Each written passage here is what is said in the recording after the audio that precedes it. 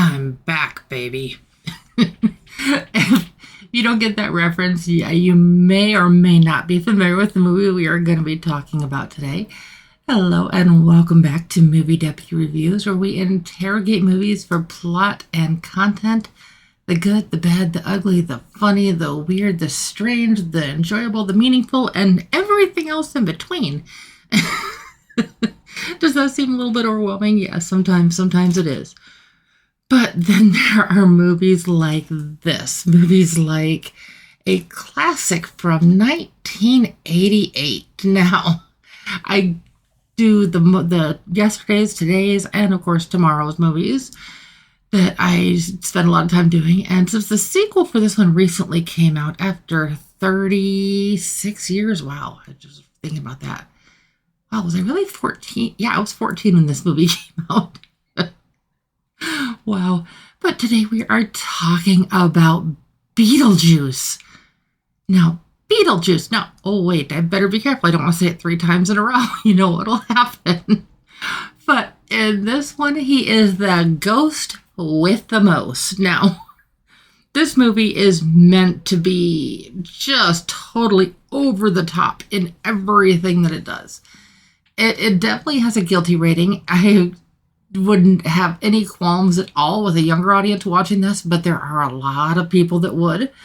There are a lot of groups who are very anti against this movie. And, you know, what's kind of interesting is Beetlejuice, he's probably one of the most recognizable characters. Like, even if you've never seen the movie, if you've seen a picture or a poster of Beetlejuice, you know who the character is. But you want to know what's funny? This movie's like hour, 40 minutes long. He's only on the screen for 22 minutes. I'm serious. That's all he's on the screen for in this entire movie, and yet it's that memorable of a character. Now, in this one, you have a couple who lives in this quaint little town in Connecticut. It's Winter River, Connecticut is what it is. And so they're fixing up this home, and they're just happy, and they're getting ready to celebrate a staycation. So they got to run into town because he owns a hardware store, and they got to get something. Now, it's hard to believe that this entire story begins with Manchurian tongue oil. Now, you think, what is that? That's actually what they go to the store to get, and a lot of people don't know that. And it's probably a useless fact that nobody would ever pay attention to, but I tend to notice this stuff.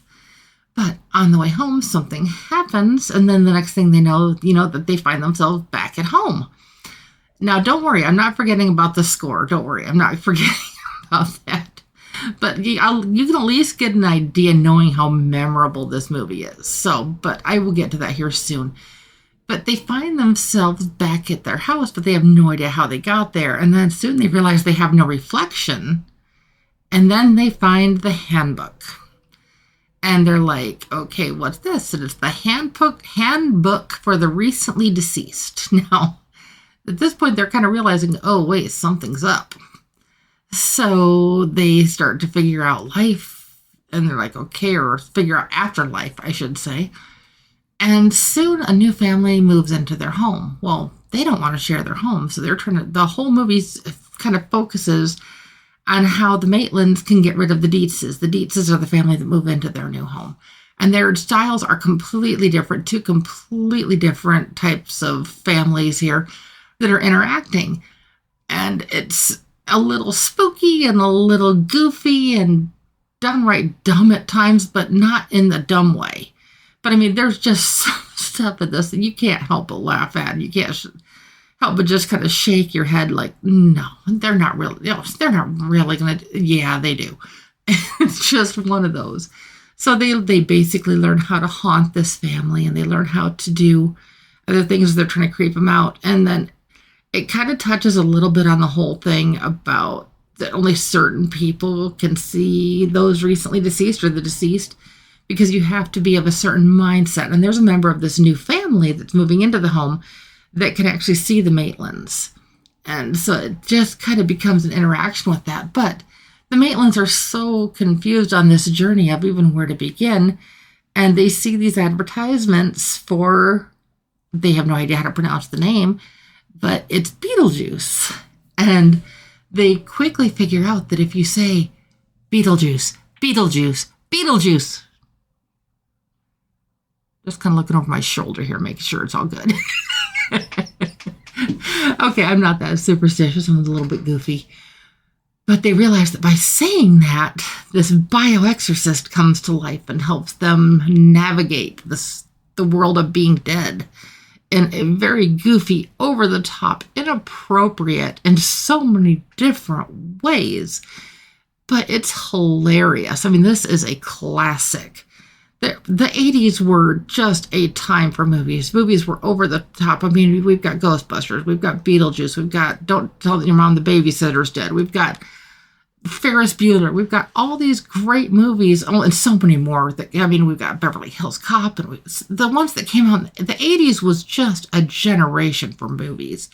It's like if you ever want just utter nostalgia, look up movies from the 1980s and just be prepared. Now, mind you, they're not going to have the graphics and everything that movies are going to have nowadays. But I mean, it was 40 years ago. So what do you expect?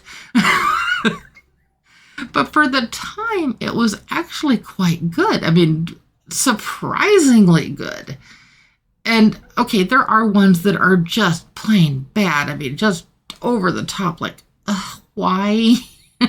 Okay, we've all seen those movies that have just made us go, why? Or, ugh.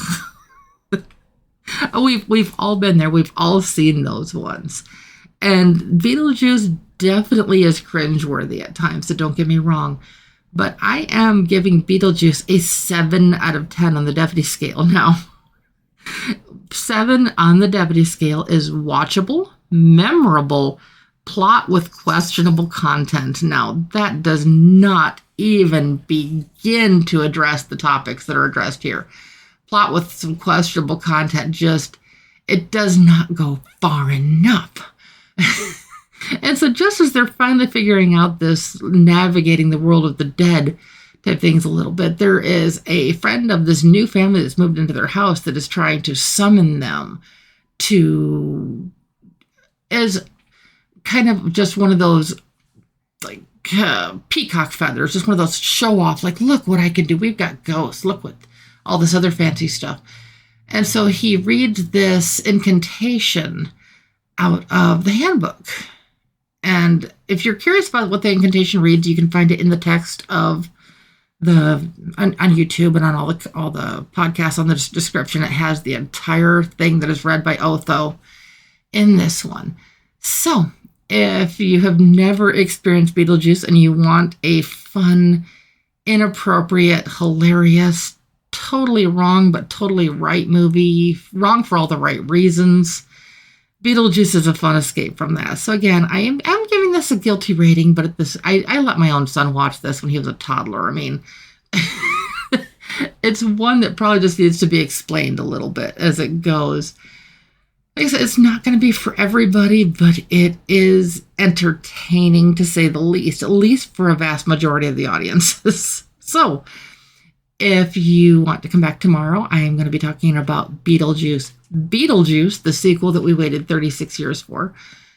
So I'm just like, wow. But yeah, this was the original. This is the 1988 one that we just finished talking about. And I hope I wasn't confusing on any of the beginning part of this at all in regards to that. But as always, if you want to get the latest and greatest Deputy content, you know the buttons to push. And I will be back tomorrow with the sequel. Till then, bye-bye.